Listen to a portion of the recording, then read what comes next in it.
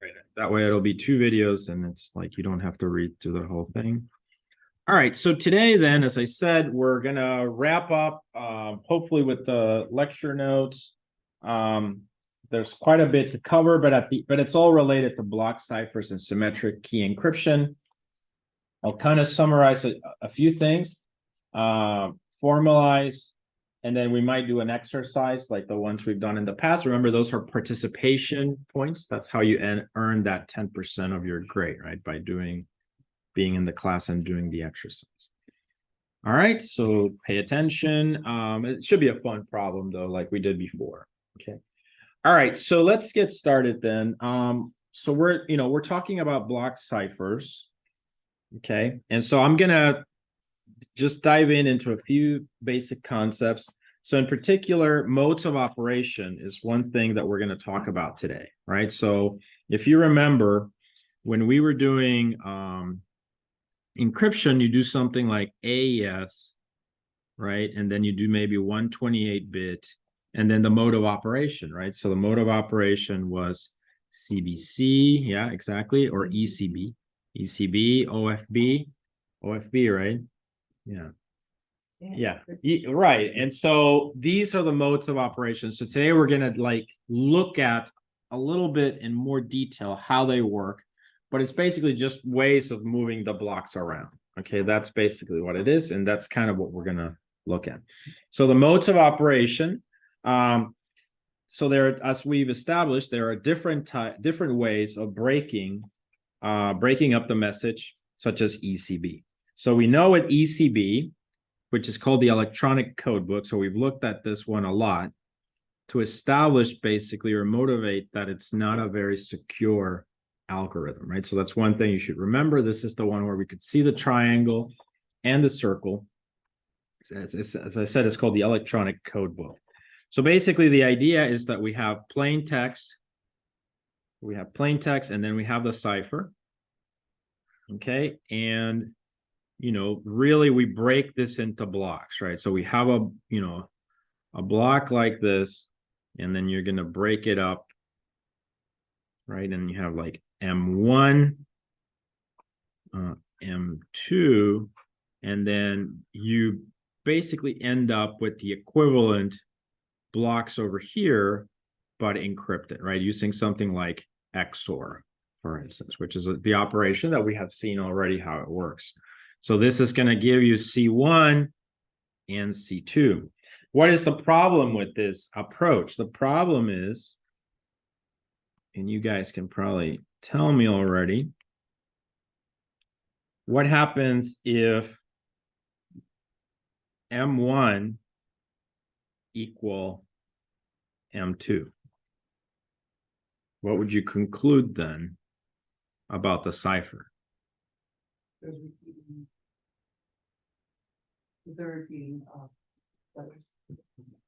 Yeah, but how do you state it? So if M1 and M2 are equal in this context, there would be a pattern. There's a pattern, yes. And quite simply, we can just state if M1 and M2 are equal, then C1 and C2 are equal. All right, so I can give you little logic things like this and just say, is this true or false? Yeah. So think about it. But yeah, you're right. So remember, in an electronic code book, that's what's going on in ECB. And that's why we're able to retain the pattern. Okay. So each message block is, will be similar. If they're the same, then the ciphers will be the same, right? And the block sizes can also be the same. So that's another disadvantage.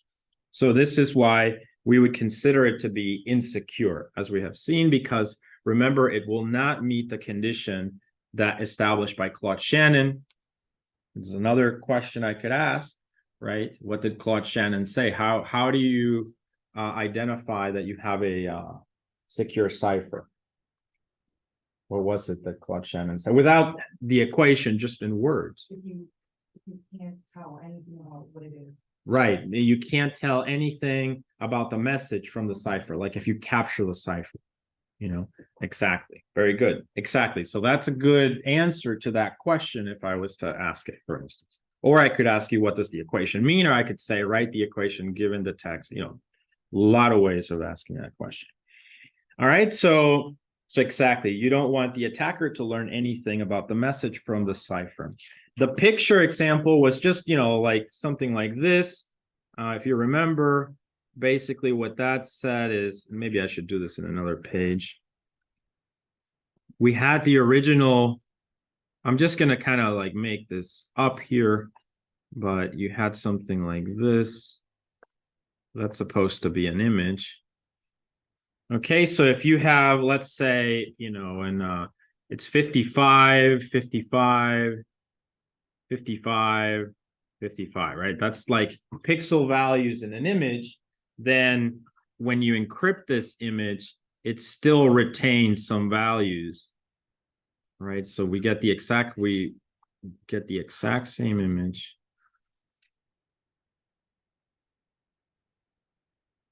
And basically these have, as someone said, a pattern, right? And so basically there is something going on there. This is not what you want. You would want this to be totally randomized, okay? And we talked about that. All right, so anyway, I wanted to start with that kind of to motivate where we're going. So now so that was the ECB mode of operation. Now we're actually going to look at some modes of operation in more detail, right? So that's ECB. Now we can look at, for instance, CBC, okay? So I think you guys use CBC a lot.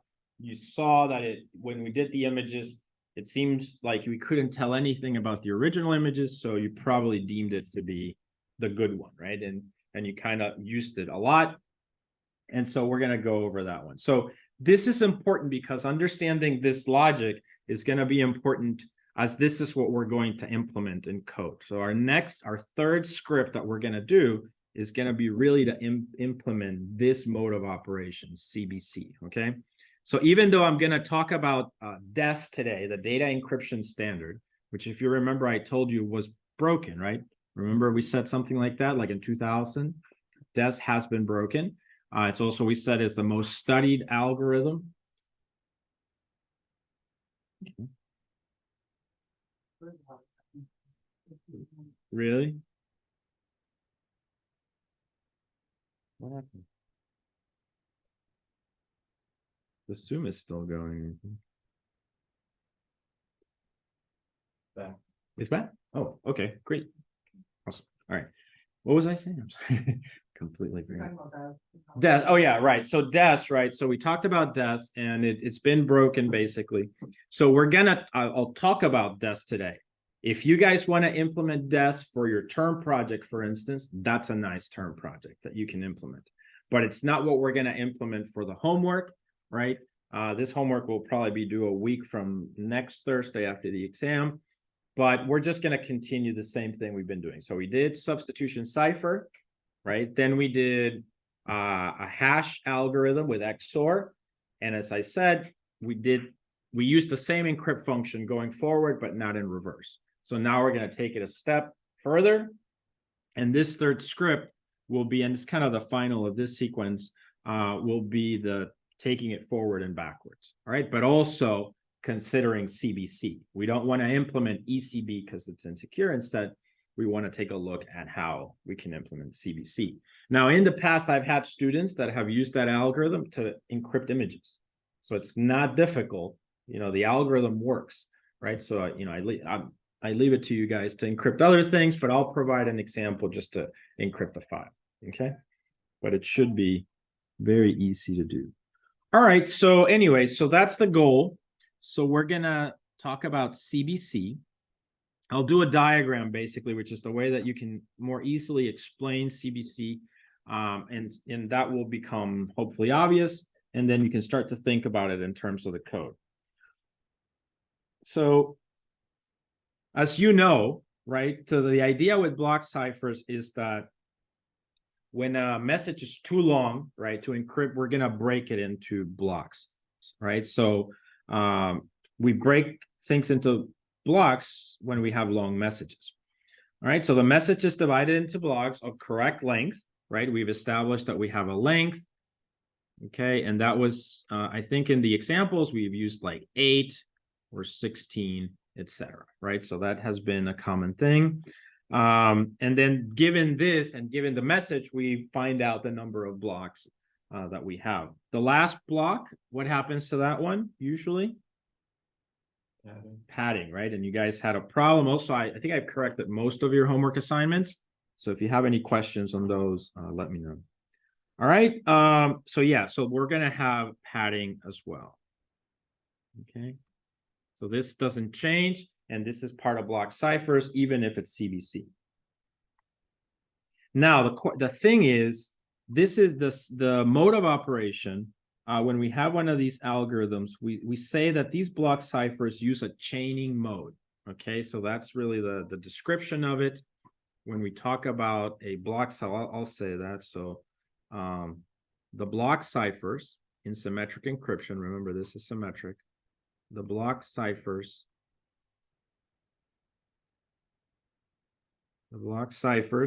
use a chaining mode. They use a chaining mode. Okay.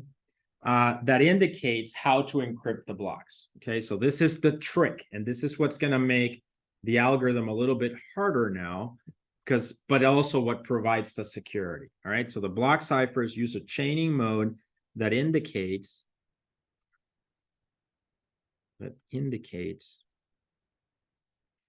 how to encrypt the blocks.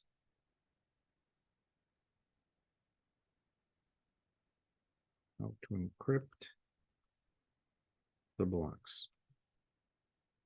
So I'll give you we'll do CBC today, and then I'll give you one exercise where I'm going to ask you. So I'll draw the diagram. I'll do 2 problems today for the participation, but what I mean is I'll do a diagram for CBC, and then I will ask you to take out a sheet of paper and do the diagram for ECB. So obviously, if I do the harder one, you should be able to do the easier one. Make sense? As I said, this is a participation problem. Okay, so yeah, so that's the idea. The block ciphers use a chaining mode that indicates how to encrypt the blocks.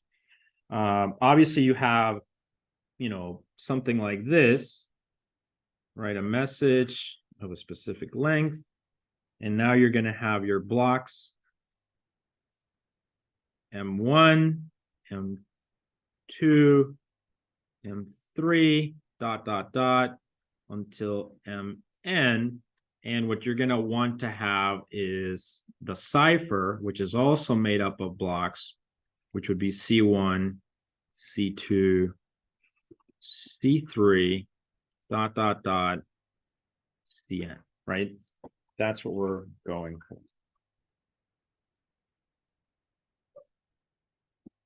So CBC, let's take a look at it now specifically.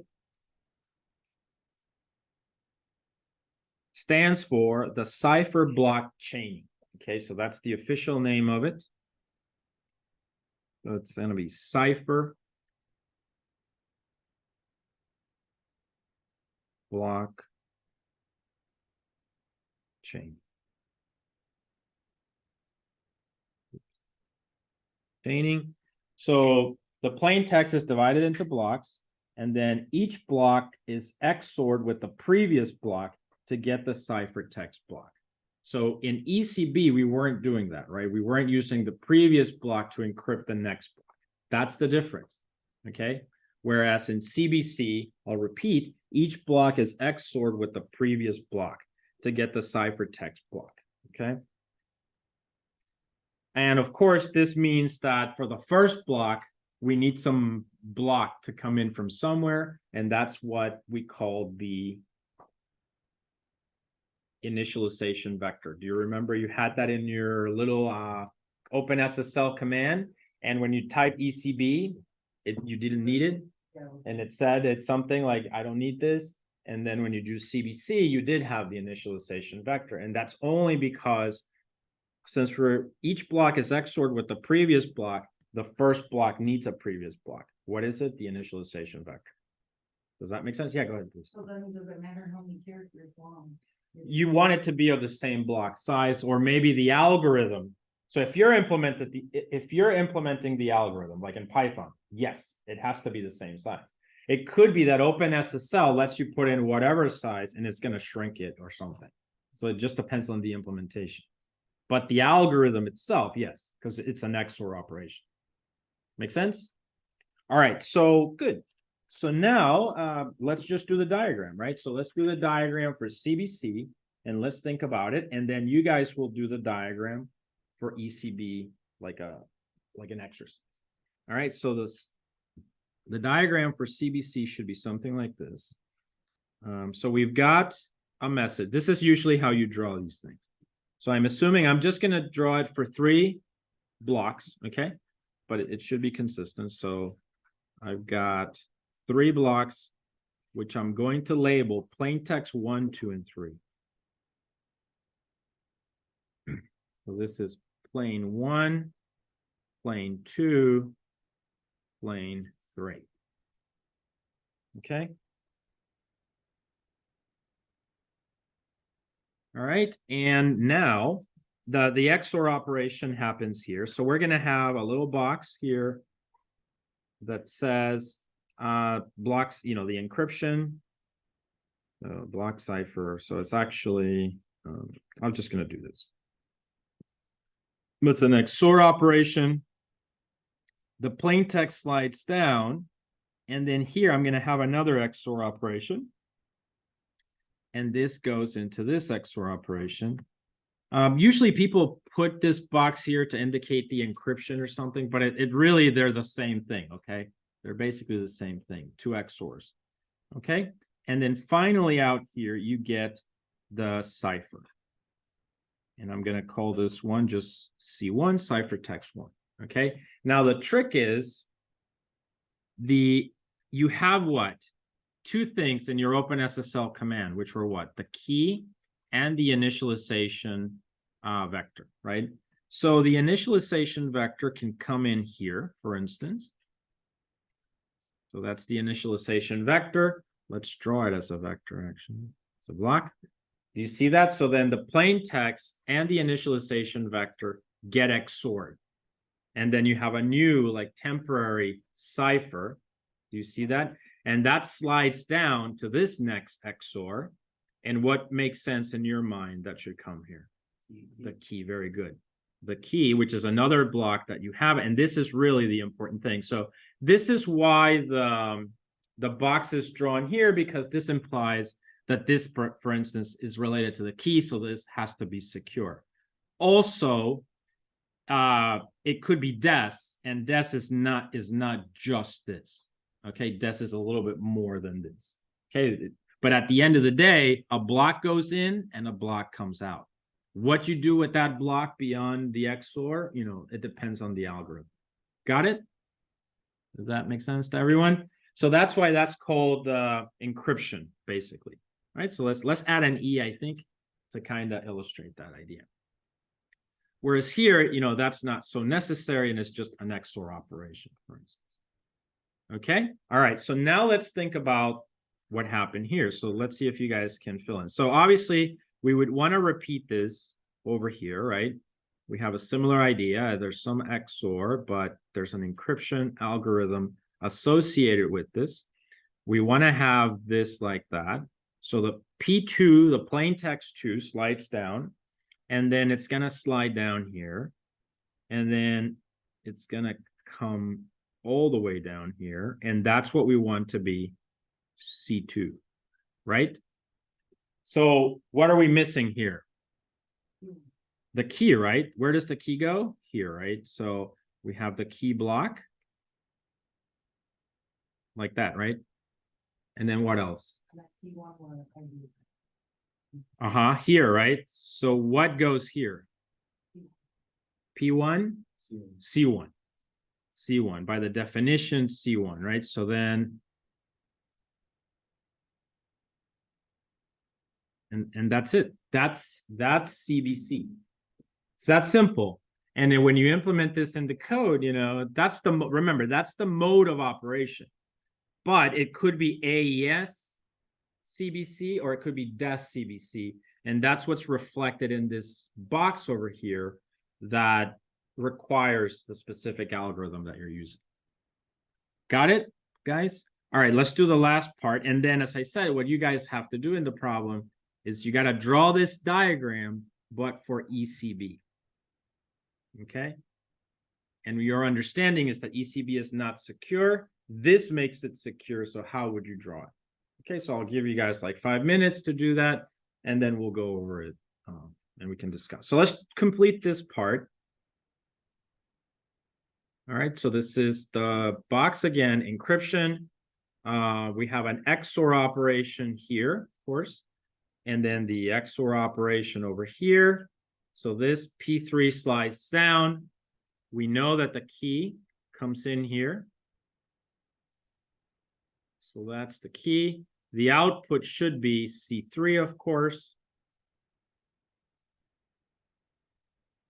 C3. And then what goes here?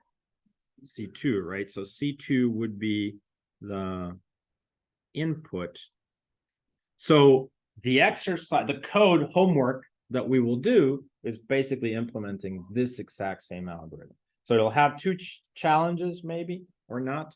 One is going now backward, right? The decryption part, and also that we have to have this. We have to use the previous cipher in each iteration, basically.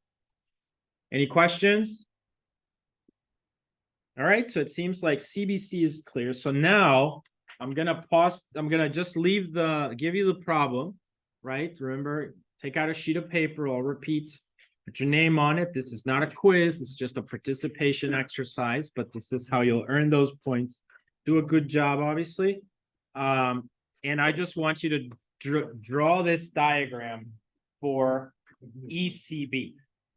Okay. So I'm going to go here and I'm going to say draw diagram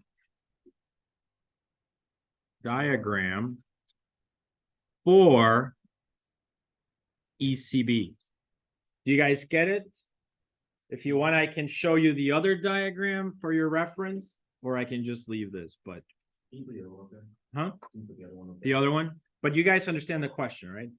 Draw the diagram for ECB electronic codebook, which I just described as this, right? I just gave you this information on ECB. It's the triangles and circles problem of the lab. All right. So let's take a few minutes, draw that diagram for ECB, and then you can bring it up here when you're done, and then that'll be it.